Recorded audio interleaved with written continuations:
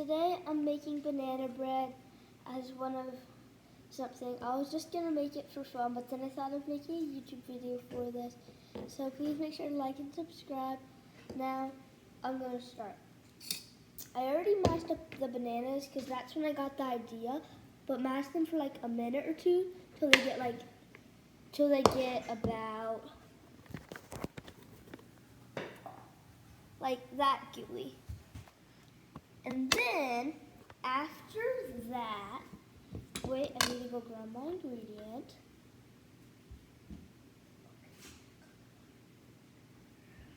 Okay, had to grab my butter.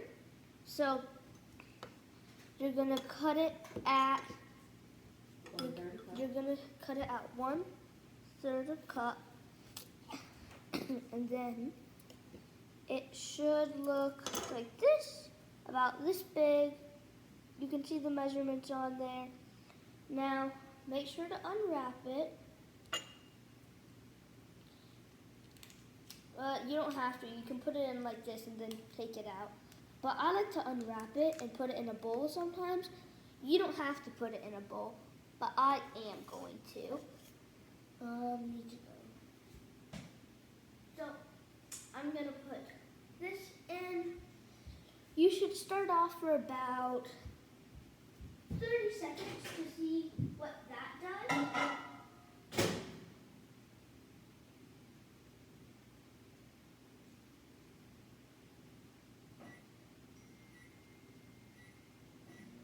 You should put it in for about 30 seconds, see what it does after that. Maybe move it around with like a fork or a spoon just to get that going. You can, whenever you want, just mush up the bananas so it's perfect. Mush it up a lot if you want your bread to be kind of fluffy and airy. And once you hear your microwave beep or whatever it does, go get it.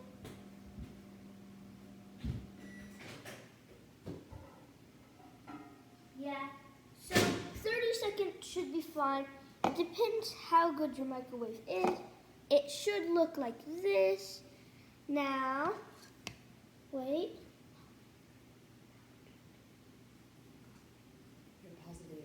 Okay, now I'm going to. Okay, guys, so now you're gonna pour in the butter, but I forgot to tell you, make sure you put the oven, preheat it to 375. Don't forget to do that. And then you can add salt, doesn't matter what salt, just add some salt to your bananas. Then get a teaspoon, half a teaspoon of baking soda,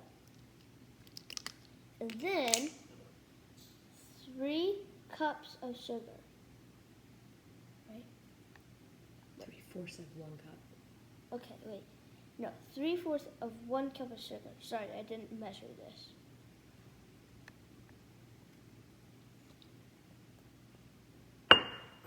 And then you can mix it with whatever you mashed it a little bit. But then, now I'm gonna have my helper come in.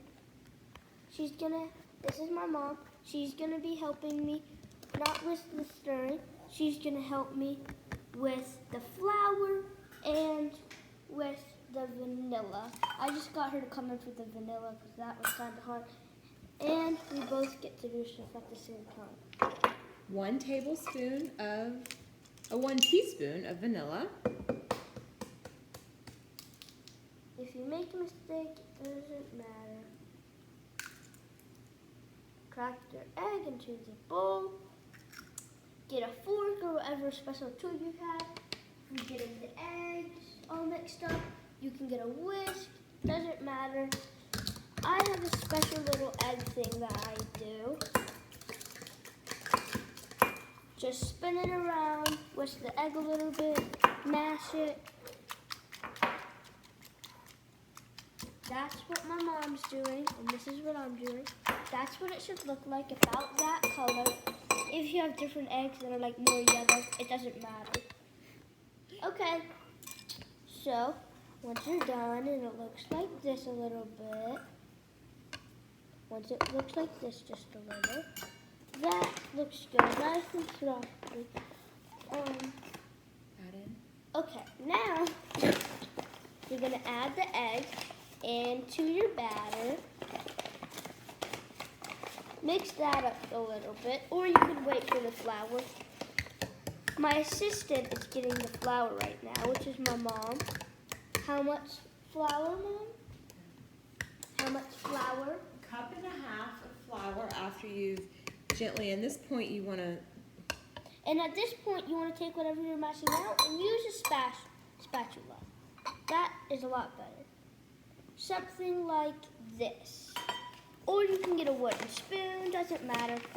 Anything that isn't really whatever you're using to mash. As for me, I was using a special masher for fruits and stuff. And you can add cinnamon to this. We're going to be adding chocolate chips to this too. So it's going to be very good. You can always try to add cinnamon. We just added some cinnamon. You can add really cinnamon, any spices or stuff you want. We like to add a little bit of cinnamon, and then we add some chocolate chips, and it tastes really good. You got to, eventually it starts getting a little bit harder to mix, but not too hard. It's a really easy and really tasty thing that you can make. It's also very fun to make because you get to mash up all the bananas. Now, have you added the flour? one more. Okay, now we're adding the rest of the flour because you add a little bit at a time with the flour. If it's a lot on the sides, you can scrape the sides off. You can scrape all the materials on the side off and then start mixing. Okay, so I'll get you guys back when I'm done mixing.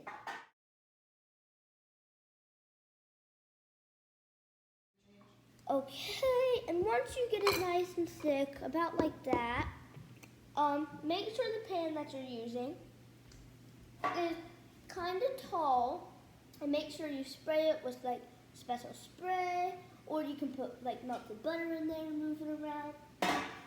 I sprayed it, and then also you need to make sure you get it all at the bottom. So when you put it in, push it to the bottom and scrape it up. Oh, uh-oh, piece started coming out. Wait 1 second, I need to wash my hands. But as I was saying, you need to get it down and scrape it at the bottom, because sometimes the materials go down a little bit to the bottom and some flour starts down there. I did that and there was a lot of flour down there. It's like a little air bubble that holds all the flour. Now, for the best part, chocolate chips. It doesn't matter what type of chocolate chips you use, but apparently you don't need that much. You need like, what, half a cup? I am gonna test half a cup of chocolate chips just to see if that looks good. Just to see if that's a lot. I have big chocolate chips, so it's probably gonna look like a lot. You can use a little bit extra if you want, but half a cup is pretty good. If you have mini chocolate chips, use like 2 cups or something, or 1. Use 1.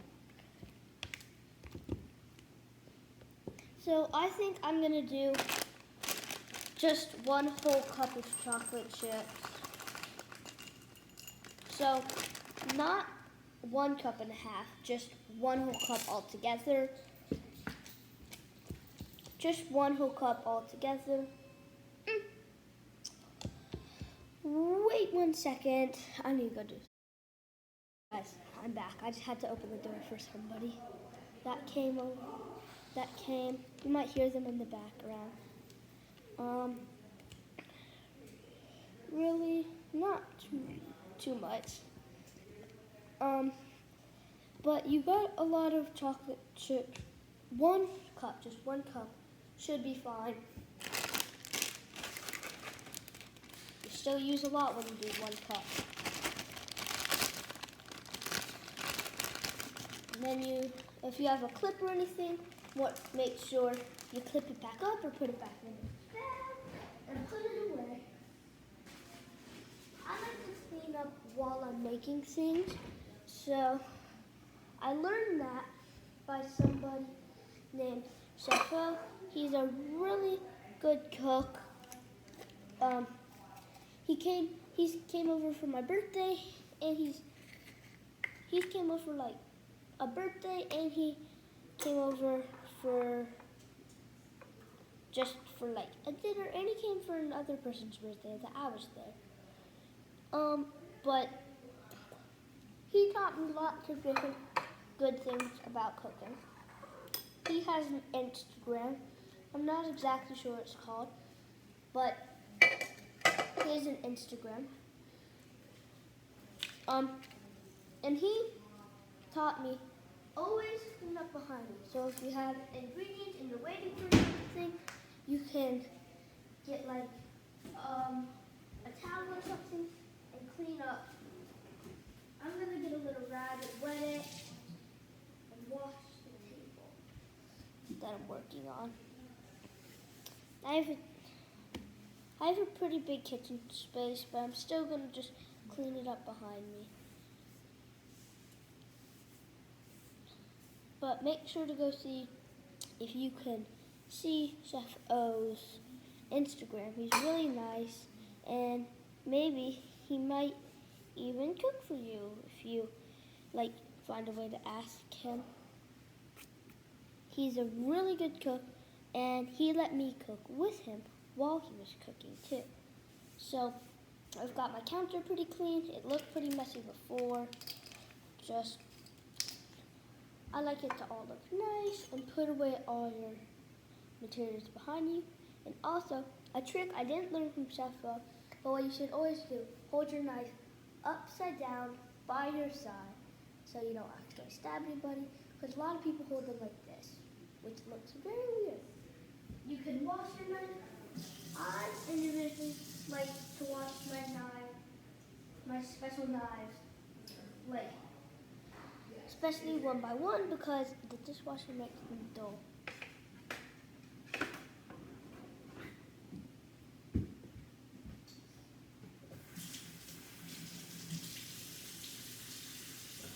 So now I have the batter. It's mixed up. Now if you have any extra bowls laying around, you can put those away.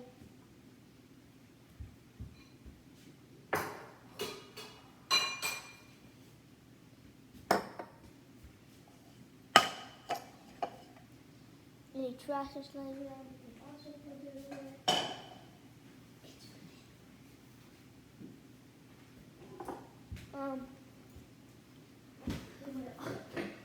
Put away all your materials that you have brought out and stuff. If you have any other things that you have to clean, just get those.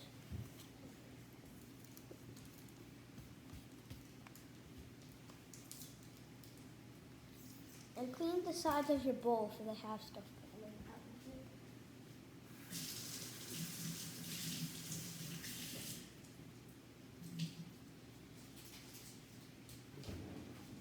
And now, I need to put these away. And that should be all. I'm gonna go get my mom to help get how long I need to cook it.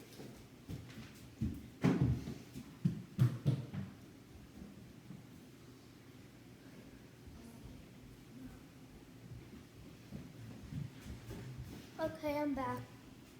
So my mom is gonna help me put it in the oven. So how long do you need to cook it?